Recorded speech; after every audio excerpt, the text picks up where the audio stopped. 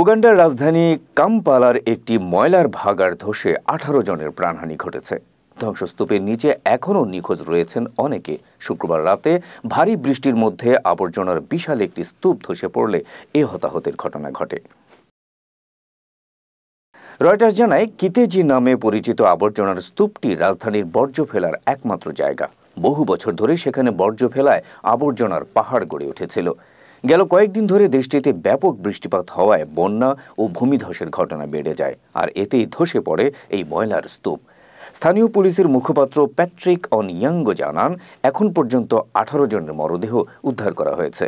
ধ্বংসস্তূপের নিচে আরও অনেকে আটকা পড়ে থাকতে পারে।